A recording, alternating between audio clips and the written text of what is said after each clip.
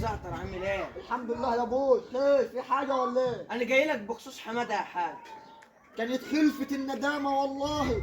كان يوم اسود اما شيفنا على الدنيا. من ساعة اما جه ما شفناش فيها يوم عدل. عمل ايه زفت الطين ده؟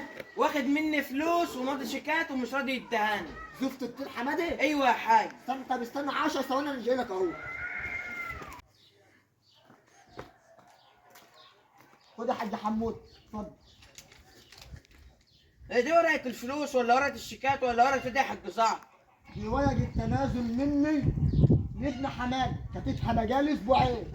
خده، هيجيصك ويمن عليك أمة لا إله إلا الله، وهيجيب لك في اليوم 5 6 مشاكل. خد. انا مش عايزك ولا عايز حماده ابنك، انا عايز فلوسي بس يا حاج زعتر. خد حمادي، هو يشتغل ويديك الفلوس. لا يا حاج زعتر، انا عايز فلوس، انا ماليش دعوه، انا عايز فلوس. فلوس مين؟ أنا ماشي بقبلتين جلاكوز مش لاقي حد يديني جنيه. طب بص بقى يا حاج زعتر، انت ما عرفتش المفاجاه التانيه. فجأة إيه؟ ابنك شايل 3 ملاح. حمادة كلب الكلاب؟ ايوه يا حاج، وهعمل له كل يوم مشاكل وهخربها عليكم يا حاج زعتر. ما بخافش، روح اللي أنت عايز تعمله يوم. يلا اخفي. طب بص، انا هوريك بقى الوش التاني يا حاج يلا زعتر. اخفي اللي بتاخده اللبوس مش عايز بالنبلة. الدرجه دي، خدها ايه؟ آه. سلام عليكم. بتاخده اللبوس بالنبلة. زعتر، حاج زعتر.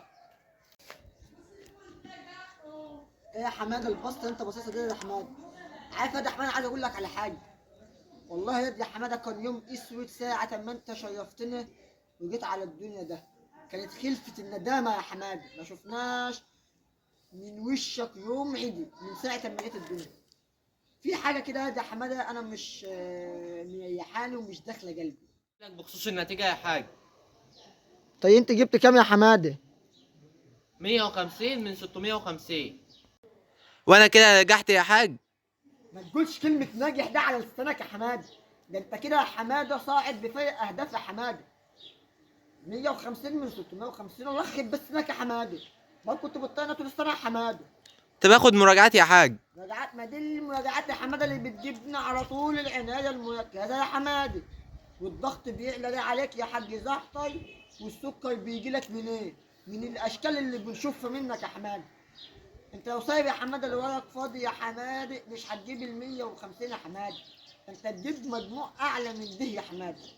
كان يوم اسود يا حمادي اما دخل في دماغنا ان احنا نوديكوا الكليه. اما المجموع ده هيدخلنا ايه يا حاج؟ دي يا حمادي هيوديك ابو زعبل بصريخ ما فيهوش فرامل، وابو لهب اللي هيولعه لك يا حمادي. الله يخرب بس منك، كانت ايام صادق شفناها منك. بس انت السبب يا حاج. لا يا حماده، كنت انا اللي بخش امتحن مكانك ولا ايه؟ لا، الموضوع مش كده. انا كنت يا حاج بطلب منك فلوس عشان اروح المراجعة واروح السمر كورس يا حاج. سما مين وصفناي مين والناس نايمين يا حمادي؟ سمر. تمام. احنا دلوقتي في المجموع اللي انت جايبه دي يا حماده، دي يا حمادي ما يوديكاش كف الشيخ رايح جاي يا حماده. وانت يا حماده اصلا كنت مفخد في خدك على السرير يا حماده طول السنه. ما تعرفش المنهج بيتكلم عن ايه. اول لما عرفت ان في مراجعات يا حماده وسبوبه قلت اشفط الحاج ايه زعطي واخد اللي حيلته واللي قدامه. والحمد لله ده حماده يالا انت مفرج علينا امه لا اله الا الله. روح يا حماده اخفى يا حمادي. انت يا حماده تروح تقعد في الضيعه يا حمادي وما تنزلش تشتغل خالص يا حماده. اخر ما يا حماده نزلت خدت العربيه جبتها حته صفيحه يا حماده. كل واحد بيتعلم من غلطه يا حاج، معلش سيبنا المرة دي. غلطة ايه ونيلة ايه على دماغك؟ مش يا حماد اخفى يا حماده من قدامي عشان ما تجيش اطيطر عليك. اخفى. ده انت يامك اسود معانا ما روحت. امشي.